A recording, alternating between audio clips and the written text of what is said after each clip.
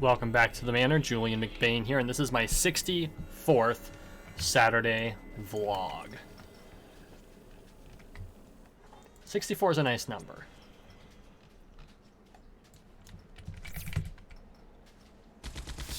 Damn it. Somehow I knew that was going to happen. So, today was the first day of Vermont's stay-at-home order, which I'm sure everyone is sick and tired of hearing about certain world events. But it's something that's happening right now, and it's something that we all have to deal with. And the fact that we're all in it together but separately is a very interesting historical anomaly that I'm sure we're all going to be chuckling about later when it's all over. But I do think that it's important for us to kind of review what this could mean for everything, because it's going to pretty much fundamentally change how we interact with each other. At least I believe it will. I don't know what that's going to look like now, though. Like, is social distancing going to become the norm? Don't know. Possible. Is it going to be... Are we going to instinctively not be drawn to crowds? Will this create like a whole generation of introverts? Because let's face it, a lot of people are going to be holed up for a long time. And being alone is addictive. Now, I'm an introvert, and so to me that's more true than it would be for, say, an extrovert. But it is. Solitude is addictive. Eventually it will drive you crazy. You know, that's why Tom Hanks, drew a face of blood on a volleyball for his movie. But there's a certain quiet that you don't get when you're around other people or other berry-clad. How the hell did that happen? So I do think that it's going to be an interesting adjustment, because we're going to have to adjust to all of the things that fundamentally changed due to the necessity to quarantine. We're going to have to rebuild an entire economy at a global scale. We're going to have to relearn who we are.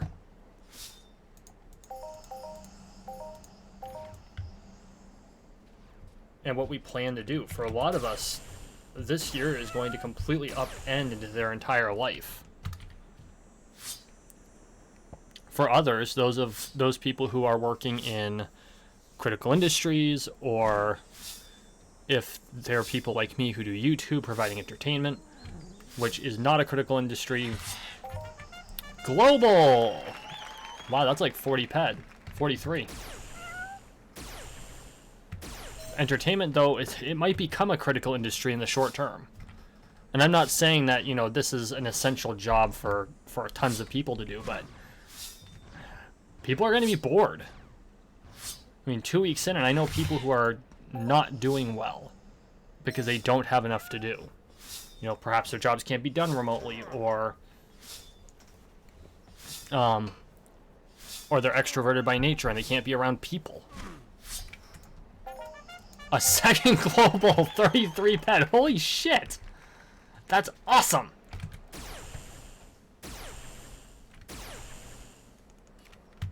So who knows what the next... Wow. That's a berry-clad skull. That's interesting. Who knows what's going to come next? Now, there is a shitload of uncertainty. And frankly, that's all there is to it. There's a shitload of uncertainty. We really don't know what's coming.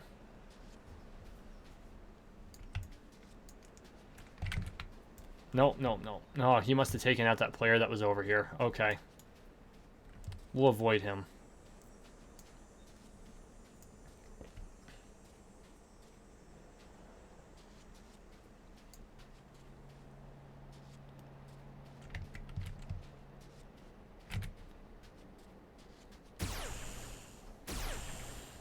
there's a...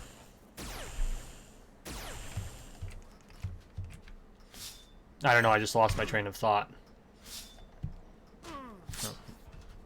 As it happens, my regular 9 to 5 is classified as essential, so I don't get the unpaid vacation.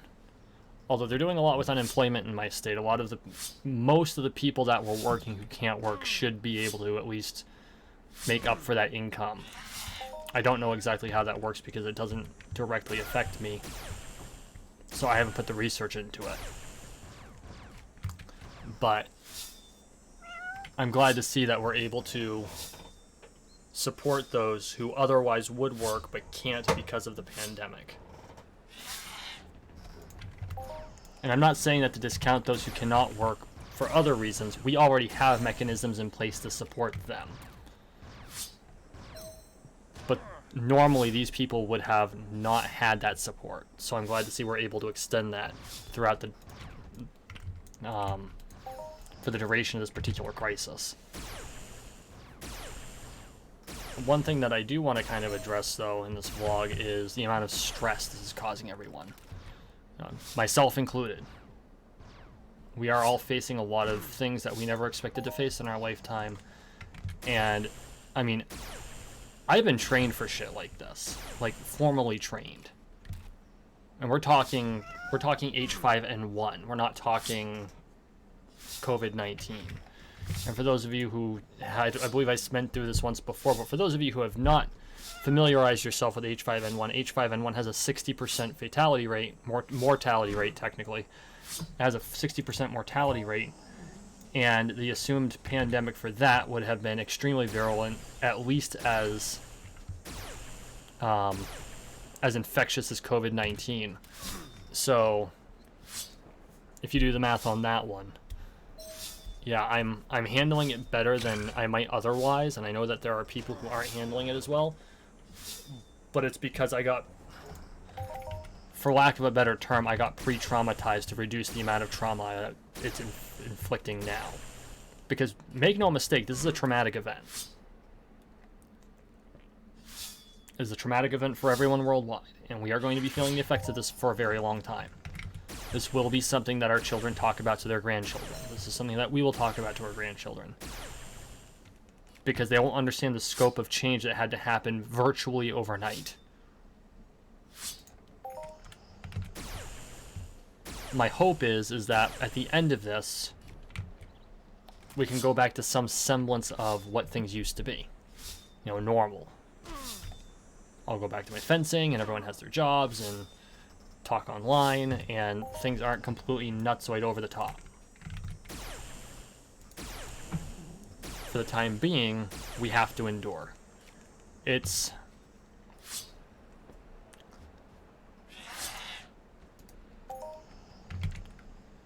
not going to be easy. It's easier than the alternatives. You know, dealing with the trauma of just intermingling and letting the virus run its course and seeing all of the casualties that would produce, which, even though it would be significantly less than the original pandemic I had trained for, it is still a traumatic amount of casualties. You know, 9.8 million people is no joke.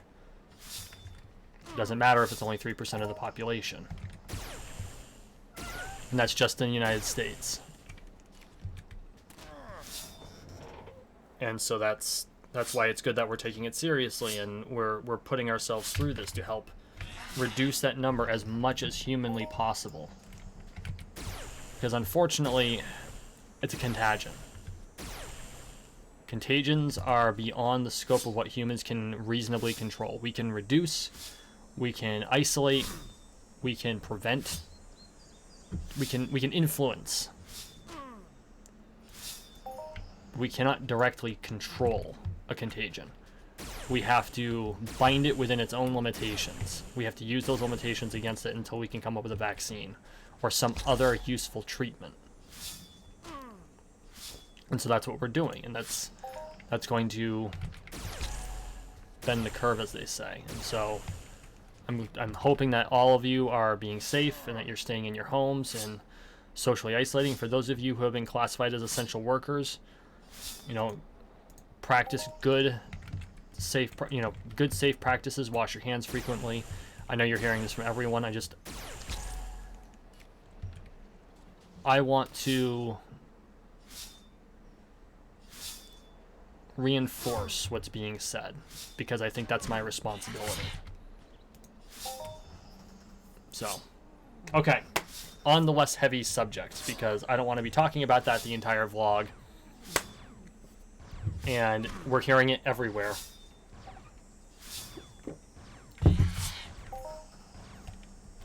And I'm sure that by now I've probably lost 3/4 of my viewers, and that's okay.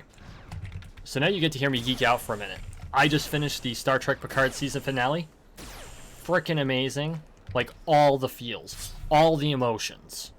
You know, you're high, you're low, you're sad, you're happy, you're elated, you're laughing. Just all the emotions. All of them.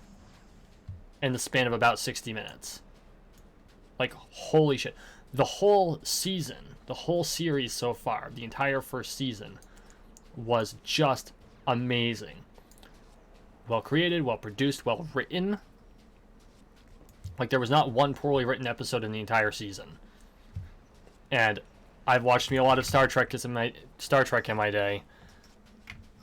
Generally, you lose 1 or 2 episodes a season to bad writing. So, just brilliantly done. Absolutely brilliantly done.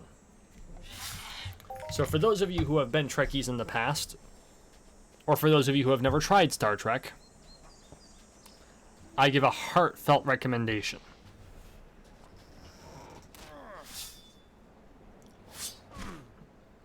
And I'm not going to go too deep into it because I don't want to spoil things. You know, once the series is over, whenever that happens to be, and I have the feeling that it's actually going to outlast Patrick Stewart. I mean, let's face it. Patrick Stewart is not a spring chicken, although for his age, he's exceptionally active. And they just did an exceptional job with this, and so I'm really looking forward to seeing where they go with it. I believe season 2 is either in filming. Well, it's in filming, but I think they might have already finished it. So I don't know when that's coming out. I'm really hoping that it's more than 10 episodes, because I'm used to, you know, Star Trek being 26 episodes. That used to feel like half my year. And so I'll be disappointed if they don't produce longer seasons. Although, to be fair, this was a very different method. This was a very different form of storytelling for Star Trek. It was a very different method of storytelling. So, we'll find out. I'm excited. I really am. Because I think that good things are going to come out of this series. And not only was it another amazing performance by Patrick Stewart, who I've not only watched in Star Trek, you should watch his rendition of Hamlet with David Tennant. Because that's extremely well done. But you also had Jerry Ryan, who plays Seven of Nine. She played it in Voyager, and then she's back in Picard. And her reprisal of that role is blowing me away.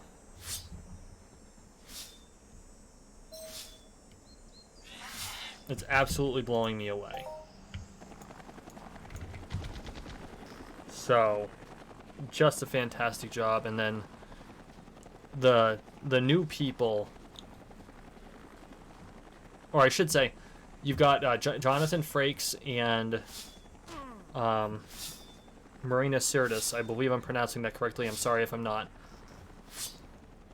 Reprising their role as Riker and Troy. And just seeing them bring the characters back to life.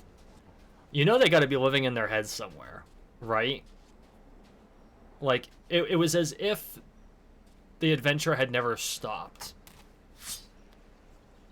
And I know that these characters took up a huge part of their lives, and it largely typecast them. It did.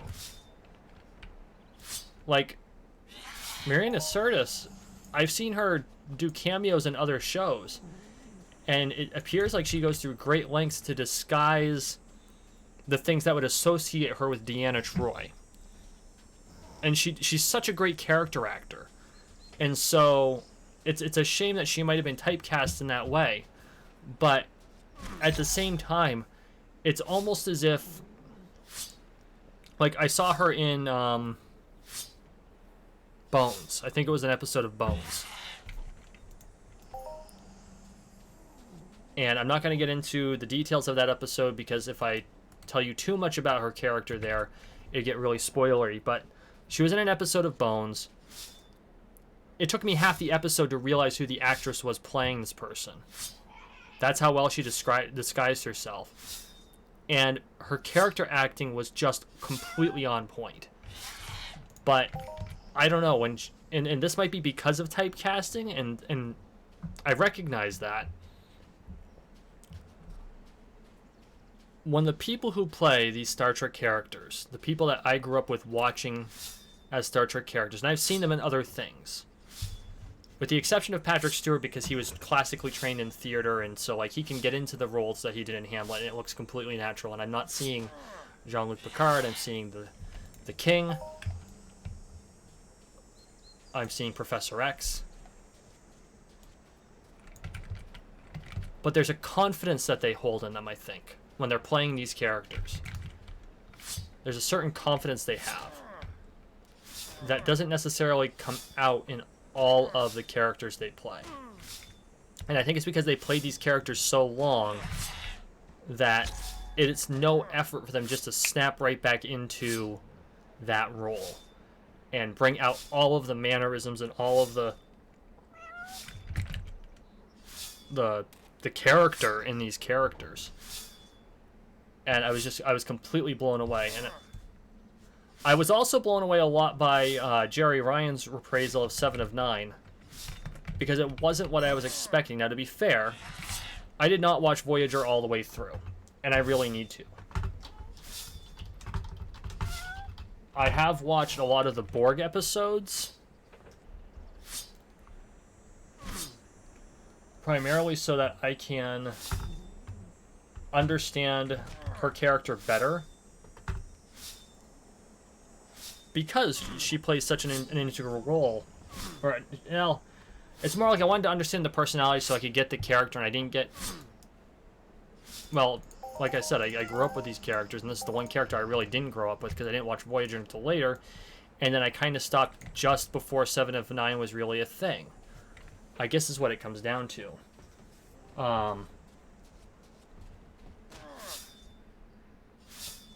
So...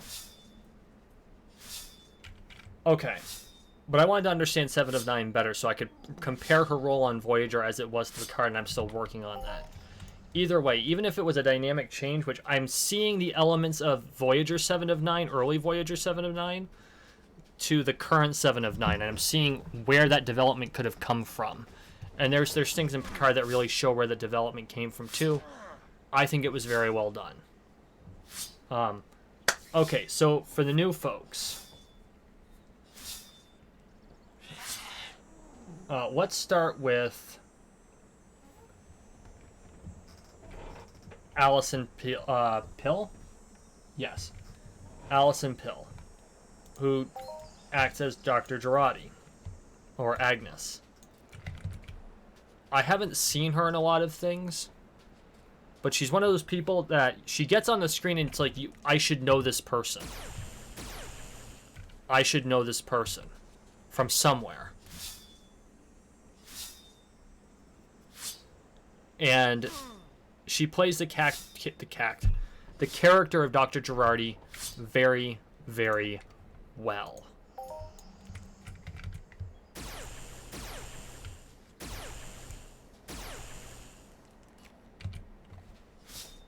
And the development the character goes through and the way she acts it out is just very, very well done. And just case in point, the fact that I'm like breaking this down like this tells you just how much I enjoyed the series, because I'm not the type of person to review non-interactive entertainment. Okay? I actually sat down and watched this show without doing anything else except possibly eat. That takes a lot. I can't even do that with the old Star Treks anymore, not at length. I might be able to do it while I'm having a meal, but after that, I'll put it on as background noise. Not this one. I was fucking riveted. But anyway, Alison Pill brought the character of Girardi to life, and she brought the development of that character to life as well. And I wish I could say more about it because there's so much to say, but it would spoil it. And so if you haven't seen it, and if you wanted to see it, I just can't. Another person who did extremely well was Issa Briones. I hope I'm pronouncing that correctly. She plays both Daj and Soji Asha, who is the... If you watch the trailer, she's the person... Daj is the person who comes and asks Picard for help. That, like, sparks this whole journey. And then Soji is on something called the Artifact, which is a Borg cube. And that's not spoiling anything, because you see that it's like the first scene of episode 2. It's a captured Borg cube. So, without getting into too deep into that, watching her characters develop throughout the season was amazing. And she has a lot of... I don't know the term for it because I'm not in acting, but she's able to bring out like all of the feelings that her character has very authentically.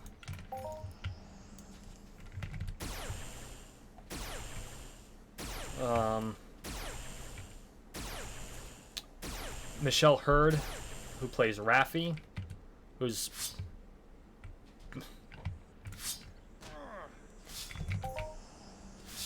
honestly, I look at Raffi and I'm like, she could be one of my relatives. Personality-wise. This would be someone that I could see myself hanging out with on a regular basis. Let's put it that way. Maybe not relatives. Maybe I could see myself hanging out with her on a regular basis. Like, seriously. It's like, oh, I know this type of person. I like this type of person. Rough around the edges. Always works hard. You know, feels deeply. And she does the job very well. She does do the job very well. And I'm looking forward to seeing how her character develops as well, because I think that the focus wasn't so much on Raffi, but they seeded a lot. So let's see where that leads. I think that's the best way to put it. The focus wasn't on Raffi, but they seeded a lot. A lot. Santiago Cabrera. I apologize if I mispronounced that. As Cristobal Chris Rios.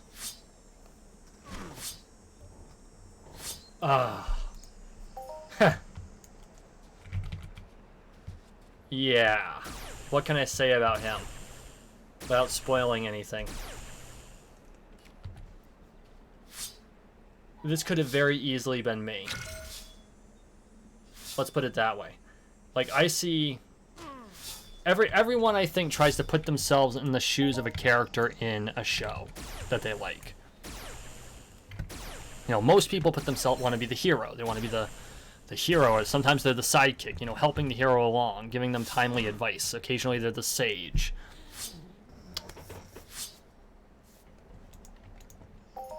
I would be Rios, and I'm not sure how I feel about that.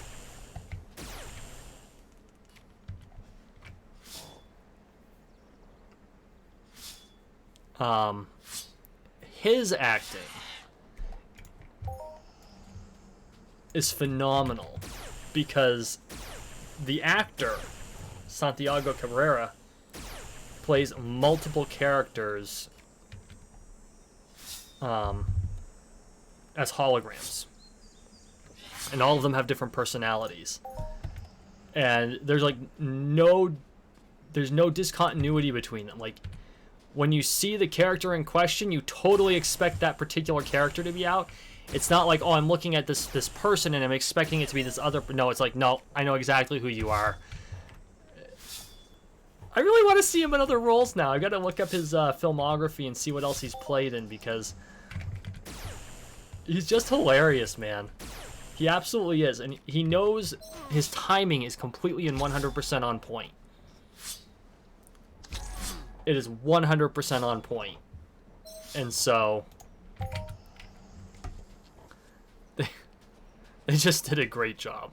He did a great job.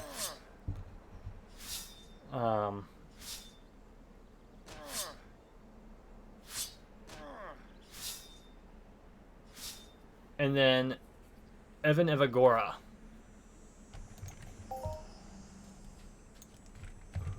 who's another character. If I was raised differently, I could totally... No, you know what? When I was younger, I was very much like him. Or I would have wanted to be.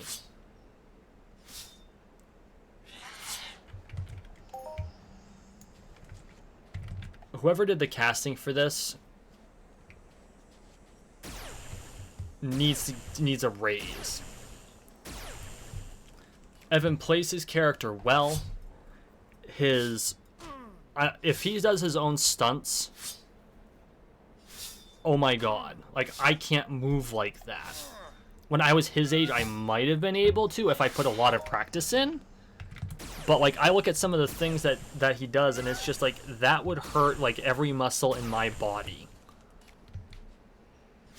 And so I'm actually hoping he does do all of his own stunts, which I'm sure that some of it isn't possible. It might be some CGI, but for those things he can do. And the way he delivers lines